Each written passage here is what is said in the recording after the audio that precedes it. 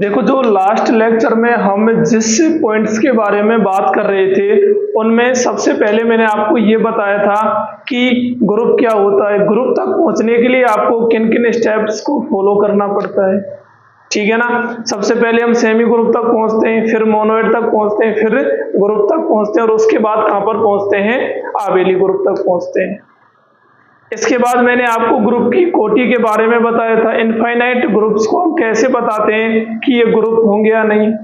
Finite group में जो हम संक्रिया सारणी बनाते हैं उसके माध्यम से हम कैसे पता लगाते हैं कि ये ग्रुप होगा या नहीं होगा। यहाँ तक हम कुल मिला के अब तक बात कर चुके हैं। जो हमारा लास्ट का लेक्चर है उसमें मैंने आपको एक तो ये बताया था कि भाई ग्रुप की कोटि कैसे निकालते हैं, किसी ग्रुप की कोटि के बारे में कैसे पता लगाते हैं कि भाई ग्रुप की कोटि क्या होगी, ठीक है ना। ऑर्डर ऑफ ग्रुप, तो इसमें हम पढ़ रहे थे कि ग्रुप में जितने अवयव होते हैं वही उसकी क्या होती है, कोटि होती है। इसके बाद नंबर सेकंड मैंने आपको एक तो योग मॉड्यूलों के बारे में बताया था और एक गुना मॉड्यूलों के बारे में बताया था, ठीक है ना। जैसे कोई भी आपको समुच्चय दे दिया, ये समुच्चय ZM है और एक तो मैंने बताया था योग मॉड्यूलो M के लिए। प्रत्येक ZM योग मॉड्यूलो M के लिए हमेशा क्या होता है, आबेली ग्रुप होता है, ये हम बात कर चुके हैं। दूसरा मैंने आपको बताया था गुना मॉड्यूलो के लिए, किसके लिए, गुना मॉड्यूलो के लिए। योग मॉड्यूलो जो ZM होता है इसको हम 0 से स्टार्ट करते हैं और इसको कहां से करते हैं, 1 से स्टार्ट करते हैं हमेशा, ये भी हम बात कर चुके हैं। ये दोनों किस में आते थे, हमारे स्पेशल ग्रुप में। इन दोनों को हमने कहां पर पढ़ा था, स्पेशल ग्रुप में हम इन दोनों के बारे में डिस्कस कर चुके हैं। इसी स्पेशल ग्रुप में एक और प्रकार होता है, एक और ग्रुप होता है जिसके बारे में हम आज क्या करेंगे, बात करेंगे। और ये ग्रुप क्या होता है माय डियर, ध्यान देना, जो हमारे अन्य महत्वपूर्ण ग्रुप हैं जिनके बारे में हम बात कर रहे थे, कौन से, अन्य महत्वपूर्ण ग्रुप, ठीक है ना। इन अन्य महत्वपूर्ण ग्रुप में एक तो योग मॉड्यूलो हो गया, एक गुना मॉड्यूलो हो गया। उनसे संक्रिया सारणी कैसे प्राप्त की जाती है ये भी हम बात कर चुके हैं। इसके बाद जो हम आज बात करने वाले माय डियर, ध्यान देना, ये है हमारा U8 और गुना 8। 8 मैंने यहां पर लिया है, अंततः UM गुना M होता है ये, ठीक है ना। अब इसका मतलब क्या होता है U8 गुना 8 का, इसका मतलब होता है कि यहां ये जो दे रखा है ये होता है कि 8 से तो छोटी संख्या होनी चाहिए, 8 से छोटी व 8 की सापेक्षिक अभाज्य संख्याओं,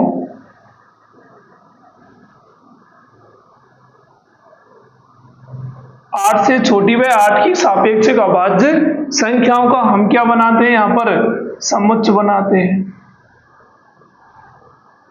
अब ये सापेक्षिक अभाज्य संख्या क्या होती है, कोई भी ऐसी दो संख्याएं जिनका मैसे पे क्या हो, 1 हो, उन्हीं को हम क्या कहते हैं, सापेक्षिक अभाज्य संख्या कहते हैं। इसको आप लिख भी सकते हो, कोई भी दो संख्याएं जैसे A और BN का मैसे पे क्या आ रहा हो, 1 आ रहा हो, तो ये संख्याएं क्या कहलाती है, हमेशा सापेक्षिक अभाज्य संख्या कहलाती है, ठीक है ना। अगर बात करें U8 की, तो U8 को आप किस तरह निकालेंगे, ध्यान देना। मैंने कहा था कि इसमें एक तो जो आपको संख्या गिवन है उससे छोटी संख्या लेनी है, जो आपको संख्या दी हुई है उससे छोटी संख्या लेनी है, और उनमें भी वह संख्या शामिल करनी है वो क्या हो, 8 की सापेक्षिक अभाज्य संख्या, मतलब वो संख्याएं जो 8 के साथ जिनका मैसे पे क्या आता हो, बनाता हो, ठीक है ना। अगर हम 8 के गुणनखंड करें तो देखो क्या होंगे, 2 into 2 into 2 into 1 होंगे, ठीक है ना। अब आप ऐसी संख्याएं देख लो, अब आप ऐसी संख्याएं देख लो जिनका मैसेप 8 के साथ क्या आता हो, बनाता हो। तो एक तो खुद बन हो गया भाई, एक तो खुद क्या हो गया, बना गया। कोई दिक्कत है यहां तक, नहीं है ना। नंबर सेकंड अगर देखो 2 की बात करें, देखो बन का तो बन होता है, ठीक है साहब, एक ही बन आ गया मैसेप है। अगर बात करें यहां पर 2 की, तो 2 क्या होगा, 2 into 1 होगा, तो 2 भी आ गया और 1 भी आ गया, ये नहीं होगा। अगर बात करें 3 की, तो 3 क्या होता है, 3 into 1 होता है, और 3 into 1 का मतलब क्या हो गया, देखो 3 इसमें तो है नहीं, तो यहां भी केवल कौन आ गया, 1 आ गया मैसेप है। तो एक कौन आ गया, यहां पर 3 आ गई। अगर बात करें 4 की, तो 4 क्या होता है, 2 into 1 होता है, तो यहाँ पर 2 भी आ गया, 1 भी आ गया, तो ये मैसेप है, इसका एक नहीं है, तो इसको हम इंक्लूड नहीं करेंगे। अगर बात करें नंबर 5 की, तो 5 क्या होता है, 5 into 1 होता है, देखो 5 इसमें है नहीं, तो इनका भी मैसेप है, क्या आ गया, 1 आ गया, तो इसमें एक संख्या और कौन शामिल हो गई, 5 आ गई। अगर बात करें 6 की, तो 6 क्या होता है, 2 into 3 into 1 होता है, तो 2 भी आ गया और 1 भी आ गया, तो इसमें मैसेप है, इसका एक नहीं आ रहा है और एक नहीं आ रहा है, तो इसको भी हम शामिल नहीं करेंगे, ठीक है ना। अब आ जाओ आगे। अगर बात करें 7 की, तो ये क्या होता है, 7 गुना 1 होता है, तो इसका भी मैसेप है, कितना आ रहा है, केवल 1 आ रहा है, तो 1 कौन आ गया, 7 आ गई, ठीक है ना। मैंने कहा था कि 8 से छोटी होनी चाहिए और 8 की सापेक्ष का बात होनी चाहिए। एक तो 8 से छोटी हो गई और एक 8 की क्या हो गई, सापेक्ष का बात संख्या हो गई। कुल मिला के हमारे पास ये संख्याएं हमको प्राप्त हुई किससे, U8 से, ठीक है ना। अब आपसे पूछ रहा है कि ये आबेली ग्रुप होगा या नहीं होगा, और जो इसमें संक्रिया है वो क्या है, गुना मॉड्यूलो 8, क्या है, गुना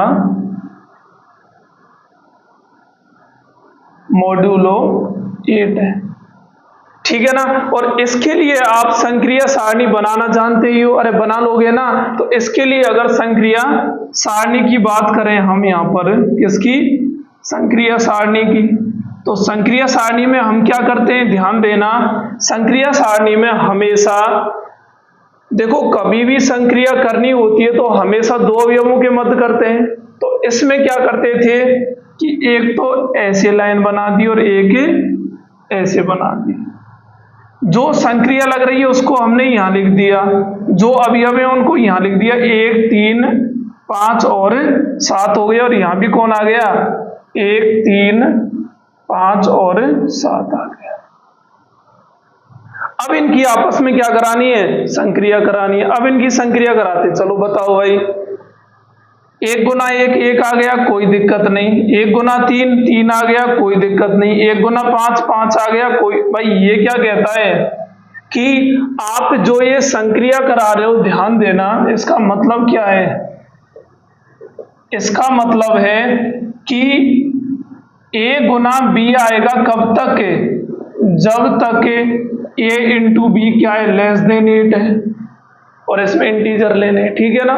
जब तक A into B less then 8 है, जब तक A इंटू बी लेना है, और कोई भी R आएगा कब, जब A इंटू बी क्या है, ग्रेटर देन इक्वल टू क्या हो, 8 हो, मतलब इनका इंटू करने पर 8 या 8 से अधिक संख्या आ जाए।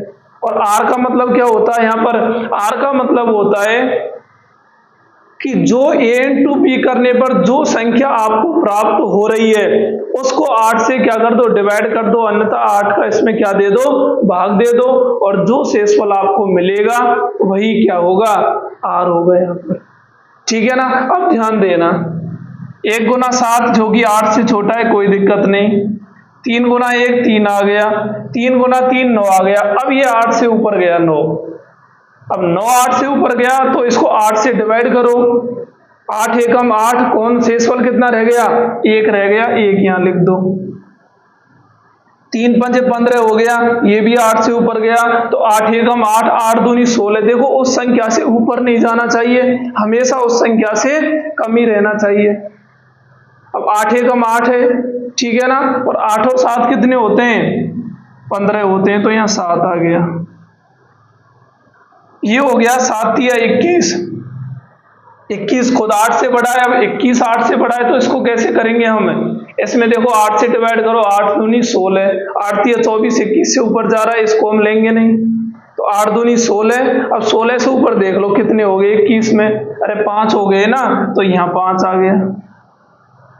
आगे देखो 5 एकम 5, 5 थी अब 15, कितने आएंगे? 7 आएंगे। 5 25, हाँ 25 के लिए देखो कितना आएगा? 8 थी 24, मतलब 1 आ गया। 5 7 थे 35, 8 चौका 32, 3 आ गया। 7 एकम 7, 7 थी 21, कितना आएगा? अरे 21 में कितना आता है? 8 दूनी 16, मतलब 5 आएगा। 7 पंजे 35 हो गया, 35 के लिए कितना आएगा? हाँ भाई, अरे 35 के लिए क्या 32 ही तो आता है ना, 8 3 24, 8 चौक 32, तो 3 आ गया। 7 7 49, मतलब 8 6 48, यहाँ क्या आ गया? 1 आ गया। तो ये हमारी कुल मिला के यहाँ पर हमें क्या फाइंड हो गई? संक्रिया सारणी फाइंड हो गई।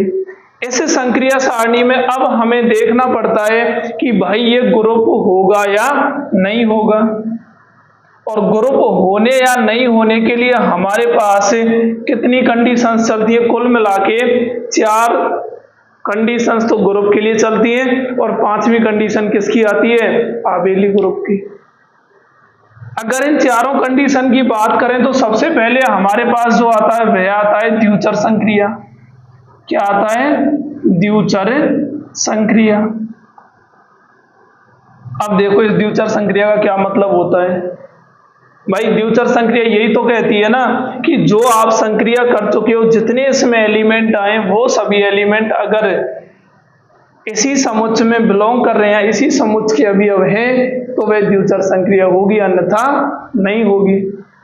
ठीक है ना। अब देखो क्या ये सभी एलिमेंट इसके नहीं है ना, तो मतलब ये द्विचर संक्रिया हो गई। नंबर सेकंड आता है क्या? सहचारी। क्या आता है? और आपको पता है गुना संक्रिया, योग संक्रिया सदैव क्या होती है? सहचारी। तो इसको तो आप सीधा ही टिक कर दो। नंबर थर्ड तत्समक अवयव। तत्समक अवयव। अब तत्समक अवयव की क्या कहानी होती है? यहाँ पर देखो मैंने कहा था तत्समक अवयव में जो कंडीशन होती है ये होती है कि ए स्टार ई बराबर ए होना चाहिए, जहां पर ए बिलोंग करता है उसे समुच्चय में। मतलब क्या है कि अगर समुच्चय के जितने भी अवयव हैं वो किसी एक ऐसे अवयव से संक्रिया कर रहे हैं कि वापस से वो खुद के खुद ही आ जाएं, तो वह अवयव उन सब का क्या होगा? तत्समक अवयव होगा। अब देखो ध्यान देना, देखो 1 की संक्रिया जब 1 से कराई तो 1 आ गया, 3 की संक्रिया 1 से कराई तो 3 आ गया, 5 की संक्रिया 1 से कराई तो फिर 5 आ गया, 7 की संक्रिया 1 से कराई तो 7 आ गया। सीधा सा फंडा है, ये देख लेना कि जो हमने ऊपर अवयव लिए हैं इनमें से कौन सी पंक्ति ऐसी है जो सेम डिटो ऐसी की ऐसी नीचे आ रही है, उसके जो सामने का अवयव होता है वही इनका क्या होता है? तत्समक अवयव होता है। ठीक है ना। तो यहाँ पर तत्समक अवयव कौन आ गया? 1 आ गया। कौन आ गया? 1 आ गया। अब नंबर जो 4th है हमारा वो क्या कहता है? प्रतिलोम का अस्तित्व होना चाहिए। मतलब प्रत्येक अवयव का क्या विद्यमान होना चाहिए? प्रतिलोम अवयव। अब देखो यहाँ पर अगर प्रत्येक अवयव का प्रतिलोम देखना है तो मैंने आपको बताया था कि सबसे पहले आपको ये देखना है कि जो हमारी संक्रिया सारणी है उसमें प्रत्येक पंक्ति या प्रत्येक स्तंभ में तत्समक अवयव विद्यमान है या नहीं है। अगर है तो मान लेना कि प्रतिलोम का अस्तित्व होगा। देखो यहाँ भी विद्यमान है, दूसरी पंक्ति में भी है, तीसरी में भी है और चौथी में भी है। अगर चारों पंक्तियों में तत्समक अवयव विद्यमान है तो समझ जाना कि यहाँ पर इसका प्रतिलोम विद्यमान हो गया। प्रत्येक अवयव का प्रतिलोम विद्यमान होता है। ठीक है ना। आप लिख भी सकते हो, देख लो 1 का प्रतिलोम कौन आ गया? 1 आ गया। 3 का प्रतिलोम कौन है? 3 है। और 5 का प्रतिलोम कौन आ गया? अरे भाई प्रतिलोम की यही तो कहानी होती है ना कि ए का प्रतिलोम कोई बी कहलाता है। अगर ए स्टार बी बराबर कितना आ जाए? तत्समक आ जाए। और तत्समक कौन है यहाँ पर? वन है। देखो वन का स्टार वन से संक्रिया कराई, वन आ गया। 3 की संक्रिया 3 से कराई, वन आ गया, तो 3 का 3 प्रतिलोम हो गया। 5 की संक्रिया 5 से कराई, वन आ गया, तो 5 का 5 प्रतिलोम। 7 की संक्रिया 7 से कराई तो फिर वन आ गया, मतलब 7 का प्रतिलोम कौन आ गया? 7 आ गया। और आप हमेशा ध्यान रखना, अगर कहीं भी आपको कोई ऐसा ग्रुप मिल जाए जिसमें 4 अवयव हों और प्रत्येक अवयव स्वयं का क्या हो? प्रतिलोम हो। एक तो 4 अवयव होने चाहिए और प्रत्येक अवयव स्वयं का क्या हो? प्रतिलोम हो, तो उसको आप मान लेना कि ये क्या होता है? क्लाइन 4 ग्रुप होता है। उसको हम क्या कहते हैं? क्लाइन 4 ग्रुप कहते हैं। ठीक है ना? अब देखो यहां पर इतनी कंडीशन सेटिस्फाई हो चुकी हैं, मतलब प्रतिलोम तक तो हम पहुंच गए यहां पर। अब मैंने कहा था कि जब आप प्रतिलोम तक पहुंच जाओ फिर आप यहीं पर मान लेना कि ये क्या हो गया? ग्रुप हो गया। अब इससे नंबर नेक्स्ट जो हमारी कंडीशन आती है वो आती है नंबर 5। कौन सी? क्रम भिन्नता। ये कौन सी आती है? क्रम विनिमयता आती है। और क्रम विनिमयता का मतलब क्या होता है? भाई अगर वैसे बात करें तो कोई भी 2 अवयव उठा लो और ए स्टार बी अगर बराबर है किसके? बी स्टार ए के, तो हम कह देंगे कि ये क्या होगा? क्रम विनिमय होगा। प्रत्येक 2 अवयव के लिए लागू होना चाहिए। या फिर अगर संक्रिया सारणी में ही आप देखना चाहो तो आपको ये देखना है कि यहाँ पर इसकी प्रत्येक पंक्ति संगत स्तंभ के क्या होनी चाहिए? बराबर होनी चाहिए। अगर प्रत्येक पंक्ति संगत स्तंभ के बराबर है तो हम कह देंगे कि ये क्या होगा? क्रम विनिमय होगा। अब देख लो, ध्यान देना, 1 3 5 7, 1 3 5 7, 3 1 7 5, 3 1 7 5, 5 7 1 3, 5 7 1 3, 7 5 3 1 7 5 3 1। मतलब यहाँ पर प्रत्येक पंक्ति संगत स्तंभ के क्या है? बराबर है। और अगर ऐसा है तो हम कह देंगे कि ये क्या होगा? क्रम विनिमय भी होगा। और अगर सब कंडीशन सेटिस्फाई हो ही गई तो अब हम कह देंगे, अतः किसकी बात कर रहे हैं हम? U8 गुना 8। क्या होगा? आबेली ग्रुप होगा। ये क्या हो गया? आबेली ग्रुप है। और भी आप एग्जांपल ले लेना, कोई भी आप ध्यान देना, सभी एन के लिए ये क्या होता है? आबेली ग्रुप होगा। तो इसमें आप एक लाइन लिख देना, क्या? कि UN गुना एन, क्या लिखना है? कि UN गुना एन स्टार बना के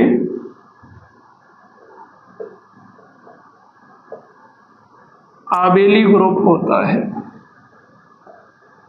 आबेली ग्रुप होता है। तो यहां पर प्रत्येक UN गुना एन क्या होता है? आबेली ग्रुप होता है। ठीक है ना? तो ये कहानी थी किसकी? इस अन्य महत्वपूर्ण ग्रुप की। तो 3 प्रकार के ग्रुप यहां पर हम ग्रुप्स के बारे में डिस्कस कर चुके हैं। पहला योग मॉड्यूलो, दूसरा गुना मॉड्यूलो और तीसरा ये हो गया। ठीक है ना? इन तीनों के अलग अलग क्वेश्चंस एग्जाम में पूछे जाते हैं और बहुत ज्यादा पूछे जाते हैं। और मेनली आपसे इनमें या तो तत्समक फाइंड करवाता है या प्रतिलोम निकलवाता है। इस प्रकार के क्वेश्चंस यहाँ पर बार बार पूछे जाते हैं।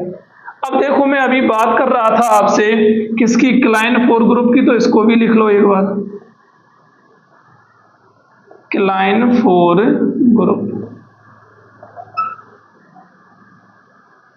किसकी बात कर रहे हैं? क्लाइन 4 ग्रुप की।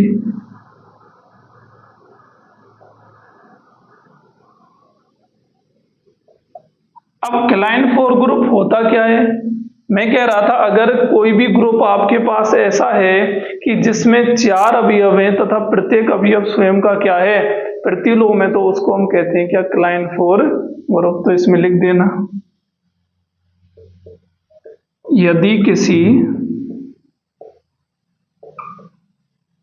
यदि किसी ग्रुप में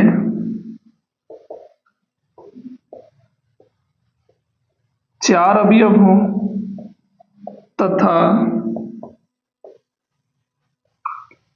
प्रत्येक अवयव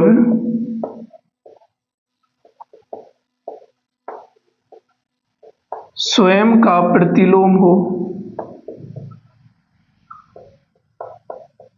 तो उस ग्रुप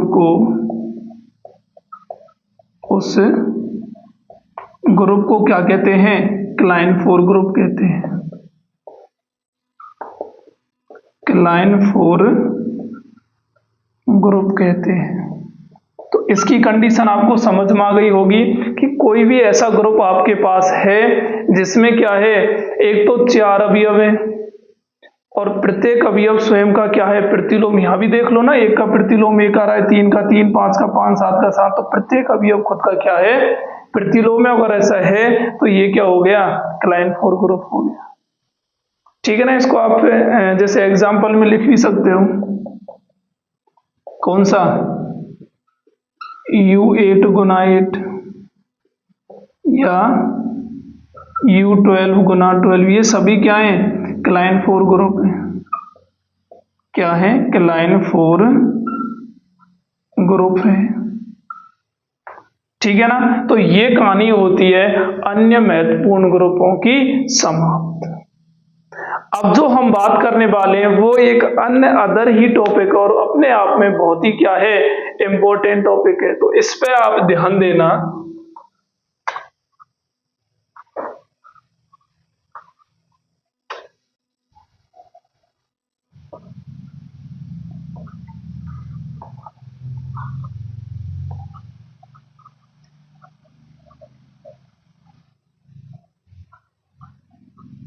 अब जो हमारा टॉपिक है नया वो है सर्वांग सम संबंध। देखना बहुत ही प्यारा टॉपिक है जिसका नाम क्या है? सर्वांग सम संबंध, जिसको हम कहते हैं कॉन्ग्रुएंस रिलेशन। Congruence relation. अब ये कॉन्ग्रुएंस रिलेशन या सर्वांग सम संबंध होता क्या है, इसका यूज हम कहां पर करेंगे, किन क्वेश्चंस को करने में हम इनका यूज करते हैं? तो ध्यान देना। सबसे पहले अगर इसकी डेफिनेशन की बात करें तो लिखो, माना ए तथा बी कोई दो पूर्णांक है। माना ए तथा बी कोई दो पूर्णांक है तथा m कोई अन्य धनात्मक पूर्णांक है। m कोई अन्य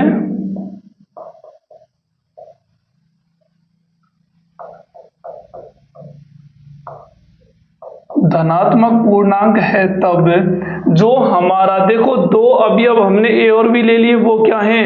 पूर्णांक है। तथा तीसरा एक अवयव m है और वो क्या? एक धनात्मक पूर्णांक है। तो अगर हमें सर्वांग सम संबंध दिखाना है तो इसको कुछ हम इस तरह दिखाते हैं, मोड m हो गया। ठीक है ना। और इसका मतलब होता है, ध्यान देना, ये होता है कि a माइनस बी m से क्या है? भाज्य है।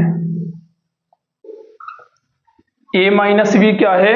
m से भाज्य। तो सर्वांग सम संबंध को हम इस तरह दर्शाते हैं। ठीक है ना। a congruent b mode m है, तो इसका मतलब है कि a माइनस बी m से क्या होगा? भाज्य होगा। जैसे मान लो हम आगे बात करते हैं इसी के एग्जाम्पल की, तो इसके एग्जाम्पल में जैसे ये दे दिया 7 3 मोड और 2 दे दिया, तो इसका मतलब क्या हो गया कि 7 माइनस 3 या 7 माइनस 3 2 से क्या है? भाज्य है। 7 माइनस 3 2 से भाज्य। अब ये मत कहना कि सर इसका यूज क्या है, क्यों इसको लिखा रहे हो, तो मैं आपको बता दूं सर कि इसका यूज हम आगे एक टॉपिक पढ़ेंगे जिसका नाम है अवशेष वर्ग, और उसमें हम इसका बहुत ही ज्यादा यूज करेंगे। क्या करेंगे? बहुत ही लेवल में यूज करेंगे। ठीक है ना। यहां आप सिर्फ ये समझ लो कि जो सर्वांग सम संबंध होता है, कॉन्ग्रुएंस रिलेशन होता है, इसमें कोई दो ऐसे पूर्णांक होते हैं और m एक तीसरा पूर्णांक होता है। तो इस तरह इसको डिनोट करते हैं और इसका मतलब होता है कि a माइनस बी m से क्या है, भाज्य है। जो a congruent b mode m है, इसका मतलब है कि a माइनस बी m से भाज्य है। जैसे आपको इस तरह दे दिया, अब केवल ये आपके पास है। अब इससे आप क्या समझ सकते हो कि हाँ सर ऐसा हो सकता है कि 7 माइनस 3 2 से क्या है, भाज्य, और यहीं आप इसको समझ जाते हो। एक आप इसमें स्टार करके लिख लेना, ये होता है कि जो सर्वांग सम संबंध होता है, सर्वांग सम संबंध क्या होता है, तुल्यता संबंध होता है। तुल्यता संबंध होता है। जो सर्वांग सम संबंध होता है अपना, वो क्या होता है, तुल्यता संबंध। तुल्यता संबंध जानते हो क्या आप, जो रिलेशन में हम पढ़ते हैं, तो क्या हो, स्वतुल्य हो, सममित हो और संक्रामक हो। स्वतुल्य भी हो, सममित भी हो और संक्रामक भी हो, उसी को हम क्या कहते हैं, तुल्यता संबंध कहते हैं। ठीक है ना। तो ये सर्वांग सम संबंध हमेशा क्या होता है, तुल्यता संबंध होता है। ठीक है, नेक्स्ट देखो। अब जो हम बात करने जा रहे हैं बहुत ही इंपॉर्टेंट पॉइंट है, और इसका नाम है अवशेष वर्ग। क्या है, अवशेष वर्ग।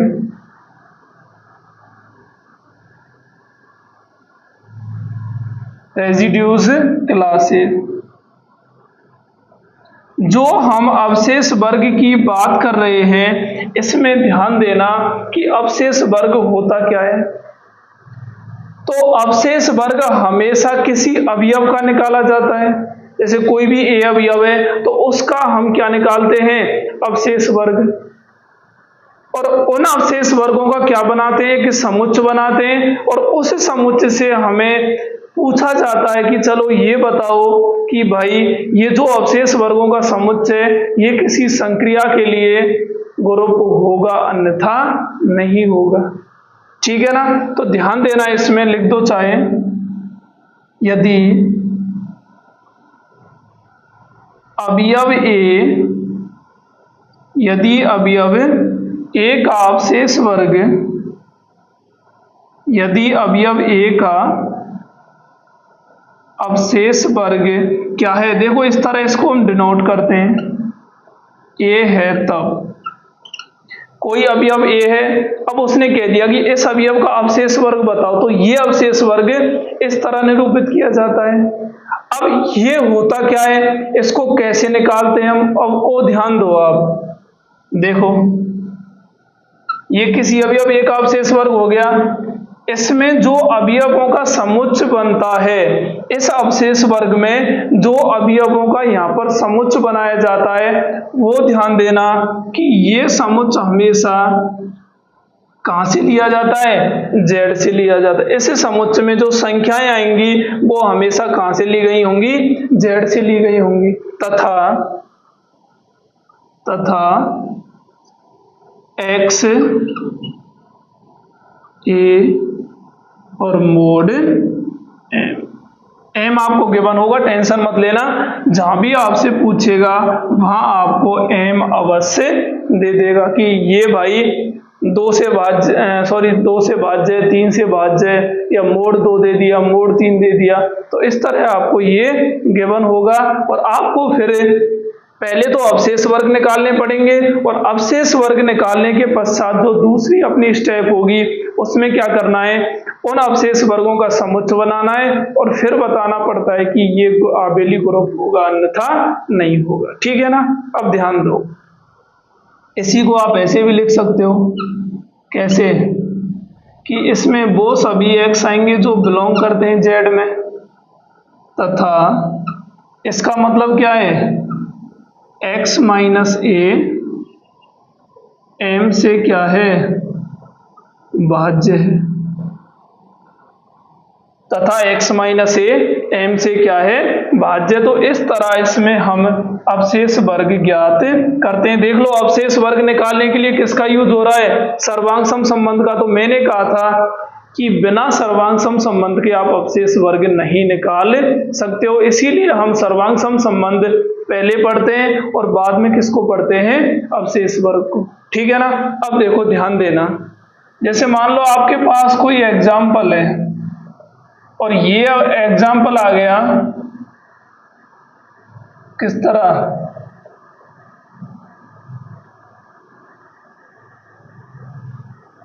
के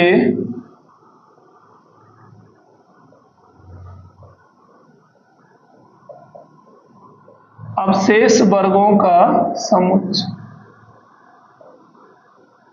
आपको जो ये गिवन कंडीशन दे रखी है, मैंने कहा था आपको m अवश्य गिवन होगा।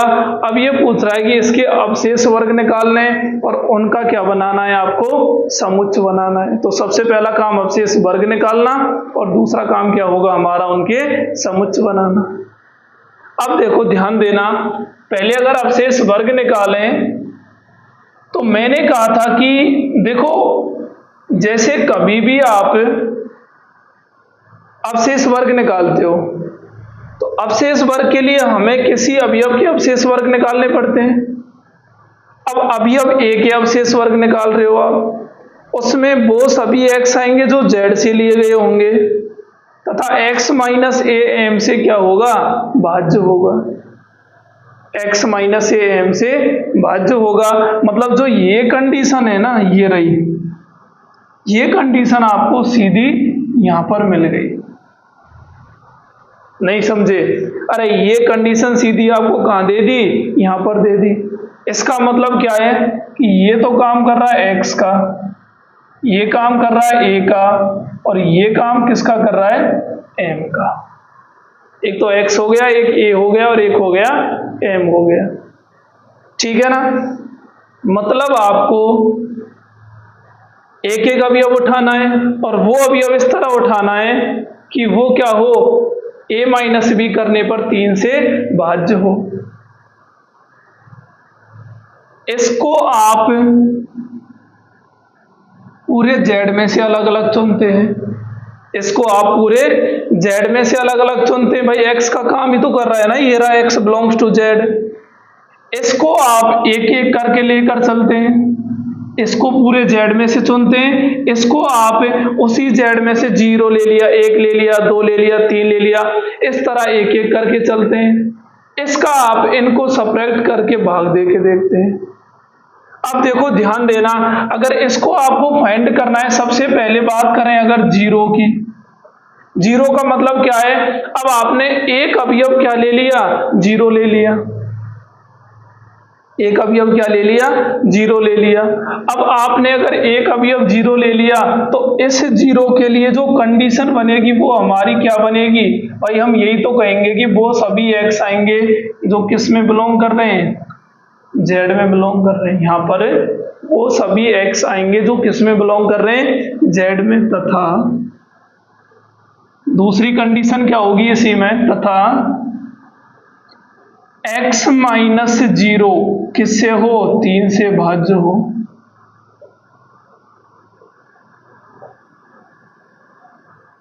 इसी को आप ऐसे भी लिख सकते हो,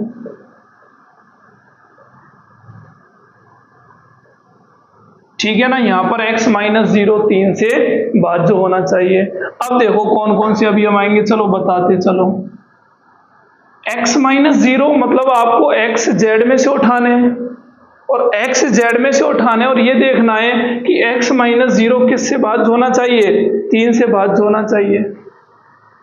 अब आप उठाते चलो, चलो ठीक है भाई। सबसे पहले हमने कौन उठा लिया, 0 ले लिया। भाई 0 z में से ही तो है ना, ये आपको खुद सोचना पड़ेगा। देखो 0 लिया x की जगह, तो 0 माइनस 0 0 आ गया और 0 3 से भाज्य होता है तो एक तो 0 आ गया। 1 लिया, 1 माइनस 0 1 3 से भाज्य नहीं है। 2 लिया, 2 माइनस 0 3 से भाज्य नहीं है। 3 लिया, 3 माइनस 0 3 3 से भाज्य बिल्कुल है।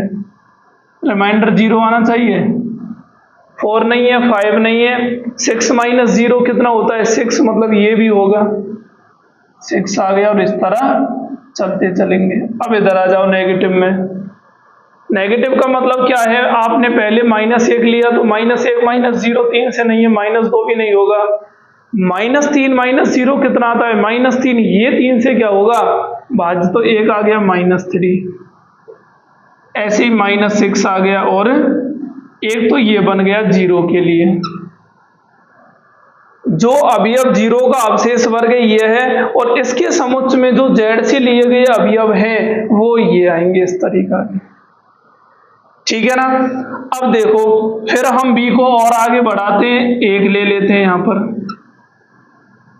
अब क्या करना है, x की जगह 1 लेना है, और 1 - 0 क्या आना चाहिए, अरे एक मतलब इस 0 की जगह 1 ले लिया आपने, तो x - 1, चाहे आप इसको और लिख लो, इस बार लिखा रहा हूं, x बिलोंग्स टू z तथा x - 1 क्या हो 3 से भाज्य हो। x - 1 क्या होना चाहिए 3 से भाज्य होना चाहिए। अब आपको अलग अलग x कहाँ से लेने हैं, z से लेने हैं, और वो इस तरह लेने हैं कि वो क्या है 3 से भाज्य है। ठीक है ना, चलो लेते चलो, बताओ कौन कौन आएंगे। 0 आ सकता है, नहीं आएगा। 1 - 1 0, बिल्कुल 1 आ जाएगा। 2 आएगा, नहीं आएगा। 3 आएगा, नहीं आएगा। 4 आएगा, बिल्कुल आएगा, क्योंकि 4 - 1 क्या होता है 3, और 3 3 से भाज्य है। 5 आएगा, नहीं आएगा। 6 नहीं आएगा। 7, अरे 7 आएगा क्या, बिल्कुल आएगा, क्योंकि 7 - 1 कितना होता है, अरे 7 - 1 6, और 6 3 से भाज्य, तो 1 ही आ गया। इधर देख लो, 0 आएगा, नहीं आएगा। -1 आएगा, नहीं आएगा। -2 आएगा, अरे भाई यहाँ -2 ले रहे हो आप, और -2 - 1 कितना हो गया -3, और -3 खुद 3 से क्या है भाज्य, तो 1 - 2 आ गया। -3 आएगा, -4, -5 आएगा, हाँ बिल्कुल आएगा, क्योंकि -5 -1 -6 वो भी 3 से भाज्य। इधर इस तरह के आगे। अब बात करें 2 की। अब 2 में वो सभी x आएंगे जो z से लिए गए हों, तथा x - 2 क्या हो 3 से भाज्य हो। x - 2 3 से क्या होना चाहिए भाज्य होना चाहिए। अब x - 2 3 से भाज्य होना चाहिए, तो ध्यान देना इसमें कौन कौन से अवयव आएंगे। चलो भाई 0 नहीं आएगा, 1 नहीं आएगा, 2 आएगा, क्योंकि 2 - 2 0 3 से भाज्य, तो एक तो 2 आ गया। अगला 3 नहीं आएगा, 4 नहीं आएगा, 5, अरे आएंगे क्या, 5 - 2 कितना होता है 3 तो होता है, तो 5 आएगा, 5 आ गया। 6 नहीं आएगा, 7 नहीं आएगा, 8 - 2 कितना होता है 6 होता है, तो 6 3 से भाज्य, तो 8 आ गया। इधर इस तरह के एलिमेंट आ रहे हैं। माइनस में ले लो, -1 बिल्कुल आएगा, -2 -3 -4 आएगा, क्योंकि -4 -2 -6 होते हैं। इसमें इस तरह के एलिमेंट आ गए। ये किसकी बात कर रहे थे हम, अवशेष वर्ग 2 की। अब 3 की बात कर लो। अब 3 में कौन आएंगे, ध्यान देना, अगर हम बात करें 3 की, तो 3 में आ गए, देखो एक तो 3 खुद आएगा, इसको आप चाहे लिख भी लो, लिखना चाहो तो, सब कोई लिख लिया तो x बिलोंग्स टू z तथा x - 3 क्या होना चाहिए 3 से भाज्य। x - 3 क्या होना चाहिए 3 से भाज्य होना चाहिए। अब इसको बताओ कौन कौन आएंगे। हाँ भाई 0 आएगा, ऑफ कोर्स आएगा, क्योंकि 0 - 3 जो 3 से भाज्य है। 1 2 3 आएगा, क्योंकि 3 - 3 0 3 से भाज्य है। 4 5 6 आएगा, इधर 0 आ गया, -1 आएगा, नहीं, -2 नहीं, -3 ऑफ कोर्स आएगा, तो इधर आ गया -3, -4 नहीं आएगा, -5 नहीं आएगा, -6 बिल्कुल आएगा, क्योंकि -6 -3 -9 3 से भाज्य -6। और देख लो जो अवशेष वर्ग हमारा 3 है उसमें जो समुच्चय के अवयव है वही सेम 0 के अवशेष वर्ग के, देख लो दोनों सेम है, तो यही किसके बराबर होगा, अवशेष वर्ग 0 के बराबर होगा। जहां पर आपको सेम आने लग जाए, रिपीट होने लग जाए, वहीं पर आपको रुक जाना है। तो इसका मतलब है इसको हम डिनोट करते हैं हमेशा Z3 से। 3 के लिए निकाल रहे ना, M के लिए निकालते तो ZM से डिनोट करते।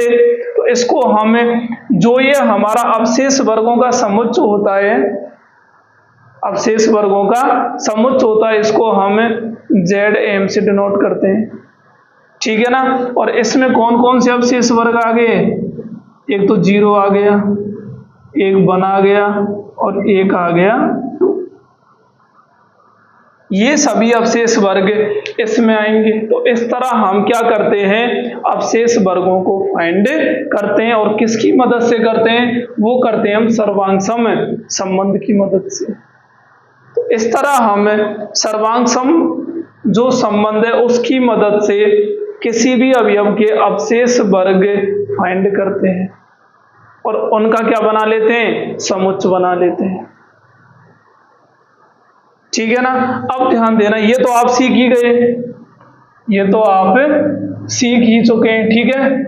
अब देखो 2 प्रकार के अवशेष वर्गों को हम 2 संक्रियाओं के लिए पढ़ते हैं, जिनमें एक तो आता है योग और एक आता है गुणा संक्रिया। एक तो कौन आ गया, योग संक्रिया, और एक आ गया गुणा संक्रिया।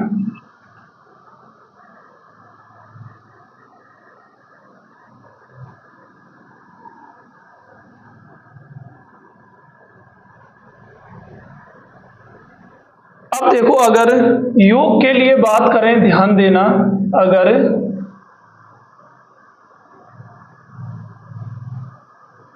योग के लिए बात करें, ठीक है ना, तो योग में हम हमेशा एक तो अवशेष वर्गों का समुच्चय हमें गिवन होता है, ठीक है ना।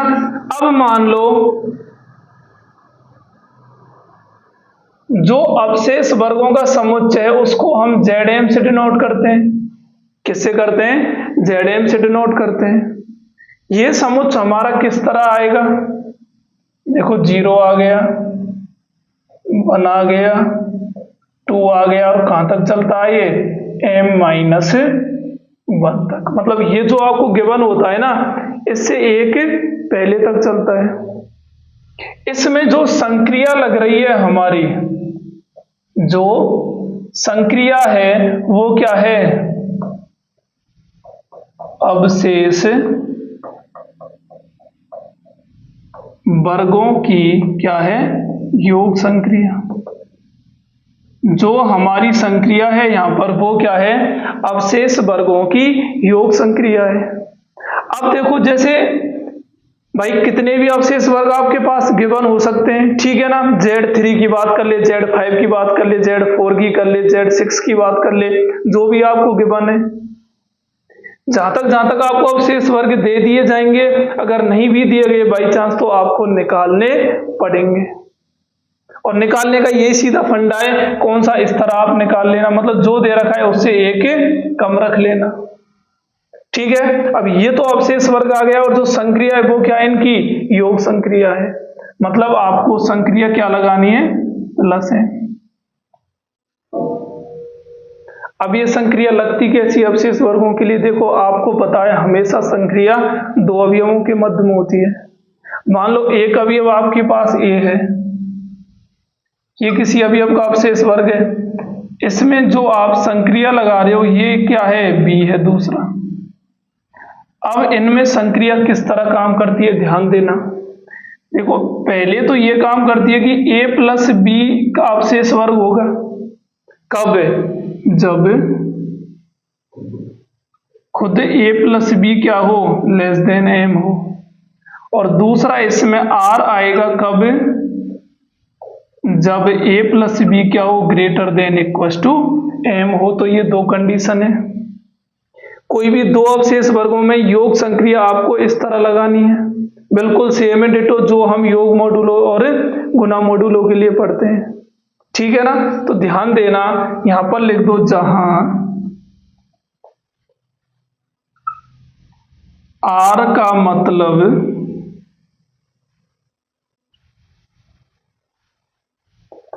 ए प्लस बी में एम का भाग देने पर शेषफल से है, शेषफल से है। तो ये जो आर होता है ना, ये क्या होता है कि जैसे ही ए प्लस बी का मान एम या एम से ऊपर गया तो आप उसको एम से डिवाइड करोगे और जो आपको शेषफल रिमाइंडर आएगा वही क्या होगा, आर होगा। ठीक है ना, ये होता है अवशेष वर्गों की योग संक्रिया। अब मान लो इसके लिए हम जो अभी बात कर रहे थे फिलहाल वो हम कर रहे थे किसकी, चलो यहीं लिख लो। अगर एग्जाम्पल के तौर पर आप इसी Z3 को ले लो तो इसमें कौन कौन अवशेष वर्ग आए थे, एक तो 0 आया था, एक 1 आया था और एक 2 आया था।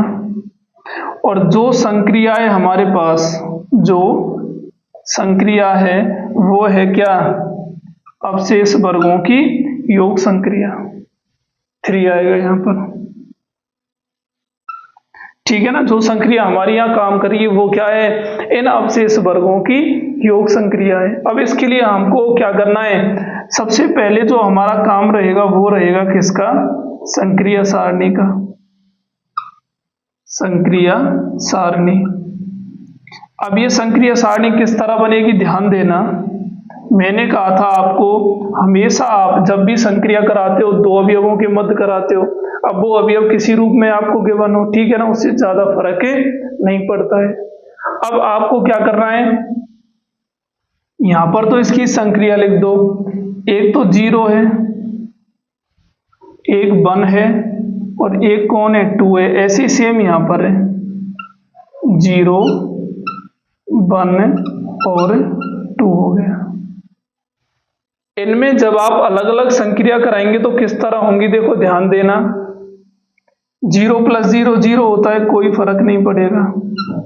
0 + 1 1 होता है, कोई फर्क नहीं पड़ेगा। 0 + 2 2 होता है, कोई फर्क नहीं पड़ेगा। जब तक हम 3 या 3 से ऊपर तक नहीं पहुंच जाते तब तक यहां पर कोई फर्क नहीं पड़ने वाला। अब ध्यान देना, 1 + 0 1, कोई दिक्कत नहीं है। 1 + 1 2, कोई दिक्कत नहीं है। 1 + 2 कितना हो गया, 3 हो गया। अब ये 3 के बराबर हो गया और 3 के बराबर हो गया तो इसको 3 से डिवाइड करना है और जो आपका शेषफल बचेगा वो यहाँ पर लिख देना है। तो 3 से 3 एक बार डिवाइड होगा, शेषफल कितना आ गया, 0 आ गया। 2 + 0 2 आ गया, 2 + 1 3, वही 0 आ गया। 2 + 2 4 आ गया, तो यहाँ कितना बच जाएगा, 1 बच जाएगा। ठीक है ना, कुल मिला के इस तरह आपकी ये संक्रिया काम करेगी, कोई दिक्कत है नहीं है ना। अब देख लो इसमें आप सबसे पहले हम क्या देखते हैं, पहली कंडीशन होती है कि भाई ये द्विचर संक्रिया है या नहीं है। और द्विचर संक्रिया की क्या कंडीशन होती है कि जो आपकी संक्रिया सारणी इसमें इसका प्रत्येक अवयव इसी समुच्चय का अवयव होना चाहिए। देख लो है या नहीं है, बिल्कुल है, तो ये द्विचर संक्रिया हो गई। नंबर सेकंड क्या आता है इसमें, नंबर सेकंड कहता है कि ये सहचारी होगी या नहीं। तो देखो योग संक्रिया है तो सहचारी तो होगी, ठीक है। नंबर थर्ड इसका क्या निकालना है, तत्समक। और तत्समक निकालना आप जानते ही हो, एक अवयव ऐसा ढूंढ लो कि ऊपर की पंक्ति इसके बराबर आ रही हो। देखो 0 0 1 1 2 और 2, तो तत्समक कौन हो गया, 0 का अवशेष वर्ग। ठीक है। अगर नंबर नेक्स्ट की बात करें इसी के प्रतिलोम की,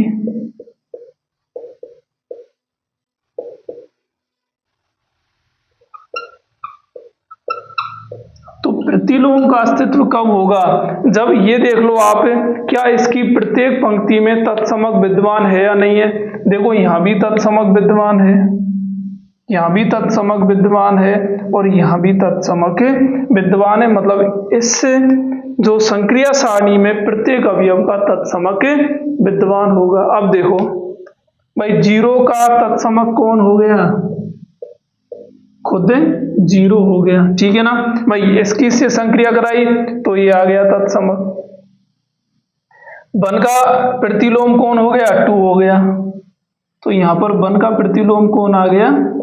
2 आ गया। नंबर 3, 2 का प्रतिलोम कौन आ गया? 2 का प्रतिलोम 1 आ गया। 2 का प्रतिलोम कौन आ गया? तो यहां पर प्रतिलोम का भी अस्तित्व होगा, मतलब गुरुत्व तक तो हम यहां पर पहुंच चुके हैं। जो हमारा नेक्स्ट आएगा वो आएगा क्रम विनिमेयता। और क्रम विनिमेयता यहाँ पर क्या कहती है कि आपका प्रत्येक अवयव प्रत्येक पंक्ति संगत स्तंभ के क्या होनी चाहिए? बराबर होनी चाहिए। अब आप ध्यान देना, देखो 0 1 2 0 1 2 1 2 0 1 2 0 2 0 1 और 2 0 1, मतलब प्रत्येक पंक्ति संगत स्तंभ के क्या है? बराबर है। तो नंबर जो 5 कंडीशन है किसकी? क्रम विनिमेयता की।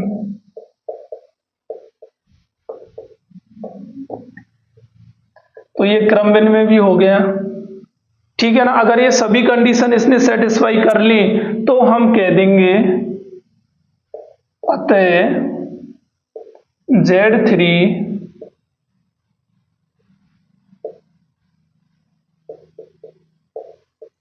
अवशेष वर्गों की योग संक्रिया के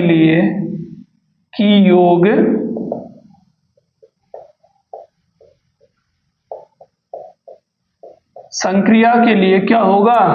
आबेली ग्रुप होगा। क्या होगा? आबेली ग्रुप होगा। अवशेष वर्गों की योग संक्रिया के लिए Z3 क्या होगा? यहाँ पर आबेली ग्रुप होगा, ठीक है ना। यहां तक कोई दिक्कत नहीं है ना। अब आ जाओ नेक्स्ट। एक बात आप हमेशा याद रखना कि जो बात हम अवशेष वर्गों की कर रहे हैं, ठीक है ना, तो ये अवशेष वर्ग प्रत्येक n के लिए क्या होता है? आबेली ग्रुप होता है। आप Z3 ले लेना, Z5 ले लेना, Z6 ले लेना, Z10 ले लेना, सभी के लिए ये क्या होगा? अवशेष वर्गों की योग संक्रिया के लिए हमेशा आबेली ग्रुप होता है, ठीक है ना। तो इसको आप स्टार बना के लिख लेना। चाहे क्या लिखना है?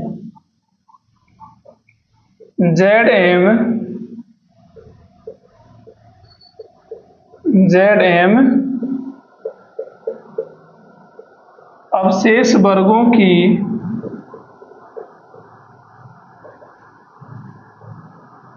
योग संक्रिया के लिए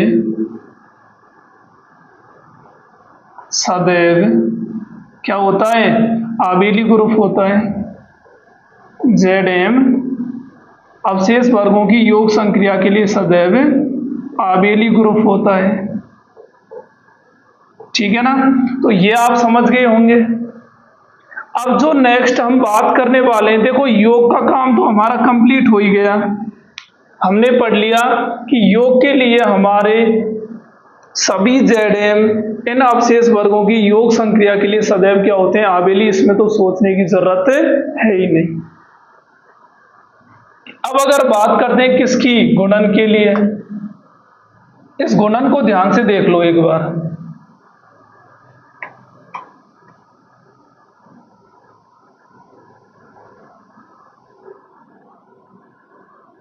देखो अगर गुणन की बात करें तो गुणन क्या कहता है? योग के लिए तो हम पढ़ ही चुके हैं। अब हम बात किसकी कर रहे हैं? गुणन के लिए। किसकी? गुणन के लिए। और गुणन में एक बात हमेशा याद रखनी है कि आपको 0 का अवशेष वर्ग शामिल नहीं करना है। तो इसमें आप कोष्टक में लिख भी देना S0 अवशेष वर्गों का समुच्चय। S0 अवशेष वर्गों का क्या होगा? यहाँ पर समुच्चय लेना है, ठीक है ना। अब ध्यान देना है इसमें। जो हम गुणन संक्रिया की बात कर रहे हैं, सबसे पहली बात आपको ये याद रखनी है कि इसमें जीरो का अवशेष वर्ग इंक्लूड नहीं करना है, ठीक है ना। इसमें जो आप ZM लेंगे वो क्या आएगा, जो आप इसमें ZM लेंगे वो कुछ इस तरह आएगा 1 2 3 और कहां तक आएगा, P ले लो चाहे यहां पर, उसमें भी M ले चुके हैं, ठीक है ना। तो P माइनस 1, ये आपको ZP लेना है, जहां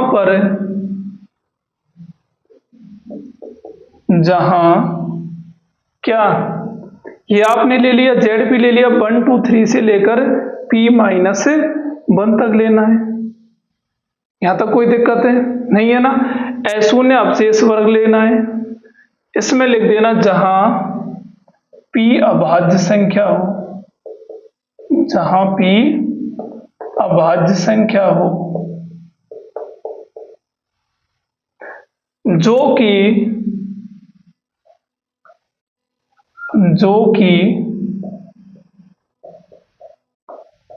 अवशेष वर्गों की गुणन संक्रिया के लिए, अवशेष वर्गों की गुणन संक्रिया के लिए सदैव क्या होता है, आबेली ग्रुप होता है, सदैव आबेली ग्रुप होता है। ये अवशेष वर्गों की गुणन संक्रिया के लिए सदैव क्या होता है, आबेली ग्रुप होता है। मतलब आपको इसको इस तरह लेना है कि P क्या है, अगर आपको Z ऑफ P अगर इस तरह दिया हुआ है कि P एक अभाज्य संख्या है, तो आप कह देंगे कि ये अवशेष वर्गों की गुणन संक्रिया के लिए क्या है, आबेली ग्रुप है, ज्यादा सोचने की जरूरत है ही नहीं। जैसे देखो एग्जाम्पल की बात करें तो आपने ये एग्जाम्पल ले लिया क्या, जैसे Z5 ले लिया। अब आपको इसमें पता तो है ये कि अवशेष वर्ग कौन कौन से आएंगे, एक तो 1 आएगा, एक 2 आएगा, एक 3 आएगा और एक कौन आएगा, 4 आएगा। एक तो 1 आ गया, एक 2 आ गया, एक 3 आ गया और एक कौन आ गया, 4 आ गया। तो इस तरह के इसमें क्या आएंगे, अवशेष वर्ग आएंगे, ठीक है ना। अब मैंने आपको इनको फाइंड करना भी बताया था कि इनको फाइंड किस तरह किया जाता है। भाई ये Z5 की बात कर रहा तो ये इसी तरह ही तो है ना, और ये हम अभी निकाल ही चुके हैं। मैंने कहा था इसमें जीरो को इंक्लूड कतई नहीं करना है, ये बात आप गांठ बांध लेना। कहीं योग में आप जीरो कर रहे हो, ठीक है, बढ़िया है, करना भी है उसमें, लेकिन इसमें कहीं आप इसमें भी जीरो को लेकर चल दो, ठीक है ना, इसमें जीरो इंक्लूड नहीं करना है।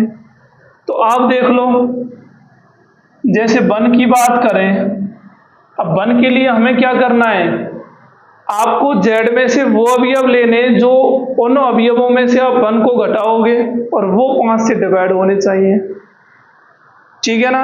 अब देख लो, जैसे आपने 1 ले लिया, 1 माइनस 1 नहीं होगा, 2 माइनस 1 नहीं होगा, 3 माइनस 1 नहीं होगा, 4 माइनस 1 नहीं होगा, 5 माइनस 1 क्या होगा, 0। एक तो 5 आ गया, 5 आएगा क्या, 5 माइनस 1 नहीं आएगा, 6 माइनस 1, सॉरी, क्या आ गया, 6 माइनस 1 5 होता है। एक इसमें 1 भी होगा क्योंकि 1 माइनस 1 क्या होता है, 0, और 0 सबसे क्या होता है, डिवाइड होता है। तो 1 आ गया और एक कौन आ गया, 6 आ गया। 6 के बाद अगला कौन आएगा, 11 आएगा, क्योंकि 11 माइनस 1 10 होता है और ये भी क्या है, 5 से डिवाइड है, ठीक है ना।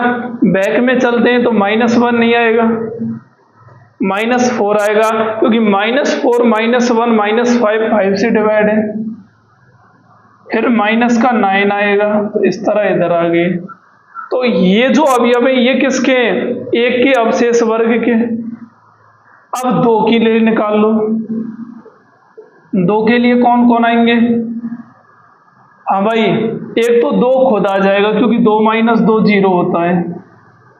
जो अवयव दे रखा है वो तो पक्का आएगा ही, क्योंकि उसको सेम में से घटाएंगे 0 आएगा, और 0 क्या है, सभी संख्याओं से डिवाइड होता है, ठीक है, एक तो 2 आ गया, अब कौन आएगा?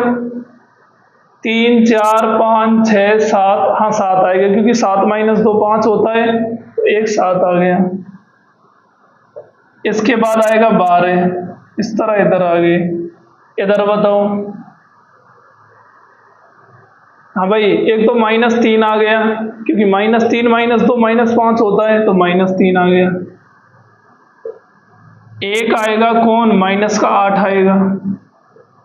इस तरह के इसमें अवयव आ गए, ठीक है ना, कोई दिक्कत है नहीं है ना। अब देख लो 3 के लिए। 3 के लिए जब आप यहां पर चेक करोगे तो ध्यान देना, एक तो खुद 3 आ जाएगा क्योंकि 3 माइनस 3 0, 5 से डिवाइड है। एक कौन आएगा? 8 आ जाएगा ना, कि 8 माइनस 3 कितना होता है? 5 ही तो होता है। एक 8 आ गया। इस तरह के अभी अब इधर आ गए। 2 आएगा? नहीं आएगा। 1 नहीं आएगा, 0 नहीं आएगा, -1 नहीं आएगा, -2 आएगा। अरे -2 -3 -5, तो -2 आ गया। -3 -4 -5 -6 -7, क्योंकि -7 -3 -10 हो गया, -7 आ गया। ये इधर आ गए। अब 4 के लिए देख लो, अब शेष वर्ग। 4 के लिए एक तो 4 खुद हो गया, इसके बाद कौन होगा? 5 नहीं होगा, 6 नहीं होगा, 7 8 9, हाँ भाई 9 होगा क्या? 9 माइनस 4 कितना होता है? 5 होता है ना, तो 9 आ गया। इसमें इस तरह के एलिमेंट आ रहे हैं। इधर देख लो, 3 नहीं होगा, 2 1 0 नहीं होगा, -1 बिल्कुल होगा क्योंकि -1 -4 -5 होता है। -2 नहीं होगा, -3 -4 -5 -6, -6 होगा ना, -6 -4 कितना होता है? -10। ये हो गया। अब 5 के लिए देख लो, 5 के लिए कितना होगा? एक तो खुद 5 हो गया, एक 10 हो गया, इधर गए, इधर 0 हो गया, -5 -10 हो गया। ये 5 की आ गई। लेकिन दिक्कत क्या आ रही है कि सर आप तो कह रहे थे केवल एक कम आएगा 4, लेकिन यहाँ तो 5 भी आ गया और 5 इनमें से किसी से नहीं मिल रहा, ठीक है ना। लेकिन मैं आपको बता दूं कि जो 5 का अवशेष वर्ग में जो अवयव आए यही किसके आएंगे? 0 के अवशेष वर्ग के अवयव आएंगे। जो 5 के आए हैं वही किसके आएंगे? 0 के। और 0 हमें इसमें इंक्लूड नहीं करना है, और 0 नहीं करना है तो हम 5 को भी इसमें इंक्लूड नहीं कर सकते, क्योंकि 5 लिख दो चाहे 0 लिख दो, दोनों का मतलब क्या है? अगर आपने 5 ले लिया मतलब आपने 0 भी ले लिया, और 0 इसमें हमें शामिल नहीं करना है। तो मैं आपको बता दूं कि आपको ये कतई नहीं लेना है, ठीक है ना। तो कुल मिला के ये क्या हो गए? अवशेष वर्ग हो गए, और ये इनका क्या हो गया? समुच्चय हो गया, ठीक है ना। अब देख लो, इसको एक तो यहां तक ही पूछ ले, या आपसे पूछ लिया कि चलो ये बताओ कि ये जो आपने अवशेष वर्गों का समुच्चय बनाया है ये आबेली ग्रुप होगा या नहीं होगा। और गुना के लिए आपको सेम वही काम करना है। भाई यहां संक्रिया दे दी ना, क्या ये दे दिया, ठीक है ना। अवशेष वर्गों की गुना संक्रिया दे दी, तो वही सेम फंडा होता है इसका भी। एक एलिमेंट ये रहा, एक एलिमेंट ये रहा, तो क्या करेंगे? a इंटू बी होगा कब? जब a into B less than 5 हो, और r होगा कब? जब a into B greater than equal to 5 हो। और r का मतलब क्या है लिख देना चाहे, जहां r बराबर क्या होगा? a इंटू बी में 5 का भाग देने पर प्राप्त शेषफल। ठीक है ना, ये क्या होता है, R होता है। अब आप इसमें क्या करना है, गुना संक्रिया लगानी है बिल्कुल इसी तरह, और ये देखना है कि क्या ये जो आपका अवशेष वर्गों का समुच्चय ये गुना संक्रिया के लिए आबेली ग्रुप है या नहीं है। पक्का ये क्या निकलेगा, आबेली ग्रुप होगा, क्योंकि अगर P अभाज्य संख्या है तो अवशेष वर्गों की गुना संक्रिया सदैव क्या होती है, आबेली ग्रुप होती है। ठीक है ना, तो ये भी क्या होगा, आबेली ग्रुप होगा। तो ये हो गए दोनों अवशेष वर्गों के अलग अलग दोनों टाइप। एक तो योग के लिए हम बात कर चुके हैं और एक किसके लिए कर चुके हैं, गुना के लिए।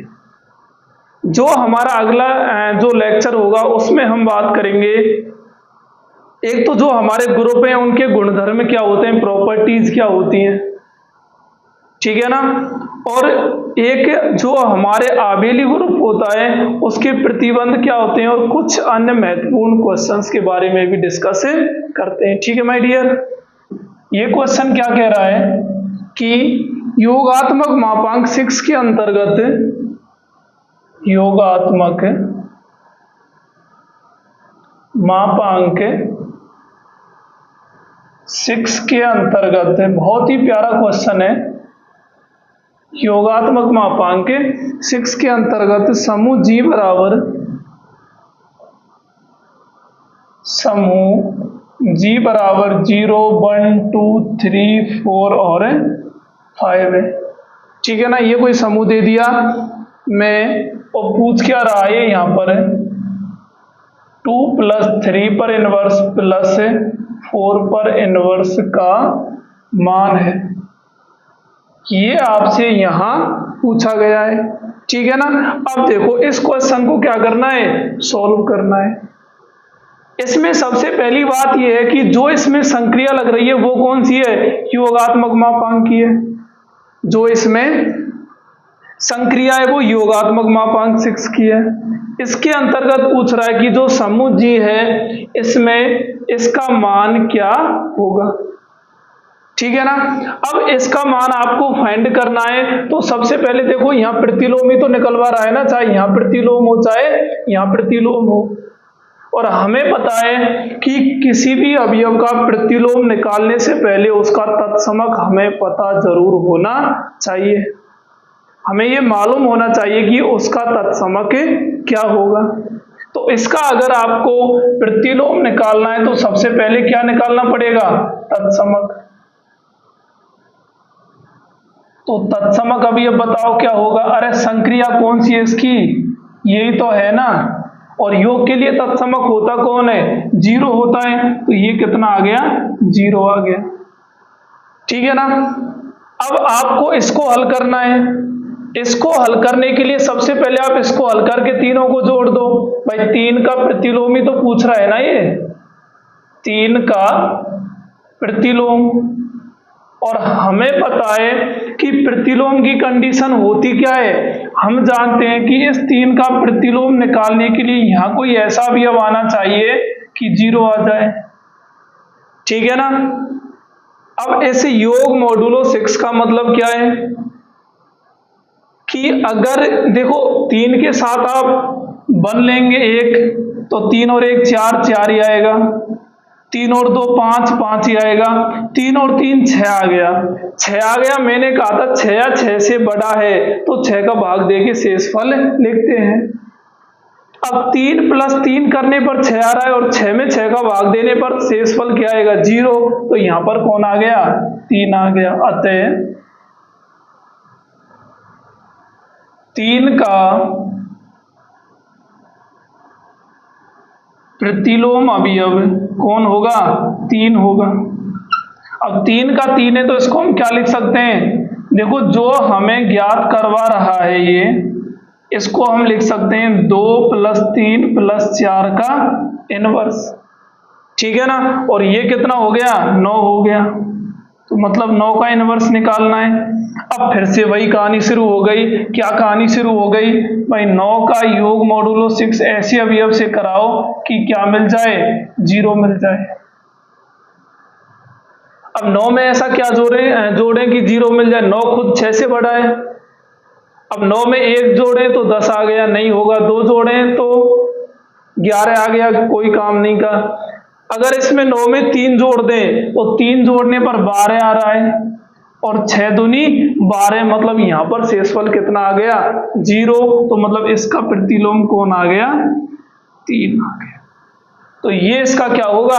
आंसर। ऐसे क्वेश्चन कई बार पूछे जा चुके हैं, ठीक है ना। देखो अगला क्वेश्चन देखना, इसमें दे रखा है समूह। नेक्स्ट देखो, समूह है और समूह क्या दे रखा है? G बराबर 1379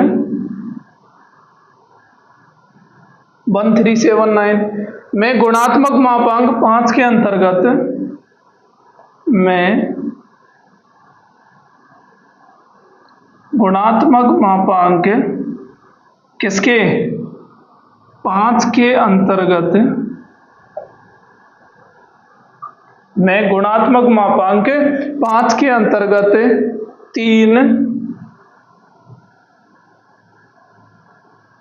का मान है। मतलब 3 योग मॉडुलो 5 4 के प्रतिलोम का आपको क्या बताना है? मान बताना है यहाँ पर, ठीक है ना। अब देखो सबसे पहले इसको ही सॉल्व कर लो। पहले तो ये देखो इसका तत्समक कौन होगा? गुणात्मक मापांक 5 है, मतलब इसकी बात कर रहा है। अगर 1 दे रखा है तो तत्समक 1 होगा, और नहीं दे रखा तो मैंने आपको बताया था n/2 प्लस 1वां पद होता है, ठीक है ना। यहाँ पर 1 है तो तत्समक अवयव क्या हो गया?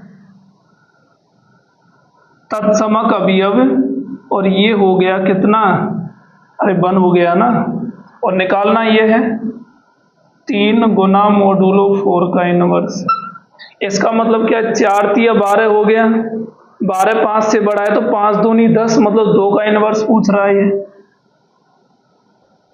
अब 2 के इनवर्स का मतलब क्या है? 2 के गुना मॉडुलो 5 ऐसा भी अब लो कि 1 आ जाए। अब भाई ऐसा भी अब कौन सा लें? अब 1 लाना है। अब देख लो 2 का गुना 3 से करेंगे, 3 दूनी 6, और 6 में अगर 5 से डिवाइड करेंगे तो 1 आएगा, तो मतलब कौन आ गया? 3 आ गया। तो हम कह देंगे अतः जो ये दे रखा है 3 का प्रतिलोम क्या हो गया? 3 हो गया। तो इस तरह के क्वेश्चन आते हैं बार बार, ठीक है ना। अगला एक और देख लो, इसमें कह रहा है कि समूह G बराबर 1 3 7 9, ये दे दिया क्या? समूह G बराबर 1 3 7 9 दे दिया, ठीक है ना। और इसमें पूछ रहा है मैं गुणात्मक मापांक 10 के अंतर्गत में गुणात्मक मापांक 10 के अंतर्गत में गुणात्मक मापांक 10 के अंतर्गत 3 गुना 7 के इनवर्स, 3 गुना 7 के इनवर्स का मान है। तो ये इसमें क्या कर रहा है? पूछ रहा है आपसे, ठीक है ना। मतलब आपको इसका क्या बताना है? मान निकालना है यहाँ पर। अब इसका मान निकालने के लिए ये क्वेश्चन है। अगर बात करें इसके सॉल्यूशन की, तो इसका मान निकालने के लिए सबसे पहले आपको क्या करना पड़ेगा? अरे इसका तत्समक देखना पड़ेगा। अब गुणात्मक मापांक 10 ही तो है ना, तो तत्समक तो 1 ही हो गया इसका। तो यहाँ पर तत्समक अवयव कौन आ गया? 1 आ गया, ठीक है ना। तत्समक अवयव 1 आ गया। तो अब आगे का प्रोसेस क्या रहेगा हमारा? जो आगे की प्रक्रिया है वो इस तरह रहेगी, ध्यान देना। देखो सबसे पहले हमें ये पूरा निकालना है, तो 7 का इनवर्स निकालना पड़ेगा। 7 का प्रतिलोम, और 7 का प्रतिलोम कैसे निकलेगा? इस 7 से गुना मॉडुलो 10 ऐसे एलिमेंट से अवयव से करो कि क्या आ जाए? बना जाए, ठीक है ना। अब बताओ 7 से किसका गुना करें? 3 का कर दें, 7 तिया 21, और 10 दूनी 20, 1 बच गया तो कितना आ गया, 3 आ गया। तो 7 का प्रतिलोम तो कितना आ गया, 3 आ गया। ठीक है ना। अब इसको हम किस तरह लिख सकते हैं, 3 गुना 7 के इनवर्स का इनवर्स ये हो गया, 3 गुना 3 का इनवर्स मतलब 9 का इनवर्स। अब आपको 9 का प्रतिलोम निकालना है। अब 9 का प्रतिलोम आप कैसे निकालोगे, वही फंडा रहेगा भाई, 9 का ऐसा योग मोडुलो 10 करो कि 1 आ जाए। अब करो, 3 से करेंगे 9 तिया 27, 7 आएगा। 7 से करेंगे तो 9 7 63, 3 आएगा। 9 से करेंगे तो 9 नाम 81, कितना आ गया, 1 आ गया। तो इसका किससे कर दो, 9 से। अरे ऐसे ही तो होगा ना, 81 बटे 10 से तो भाग देंगे, तो 8 बार चला गया 80 और 1 रह गया शेषफल। यहाँ पर शेषफल ही तो लिखना है ना, तो यहाँ पर लिख दो अतः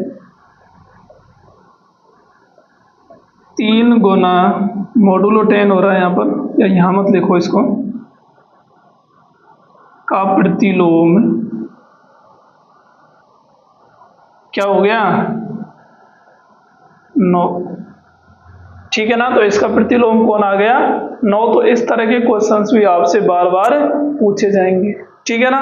तो इन क्वेश्चंस को आपको क्या करना है, ध्यान में रखना है। ओके।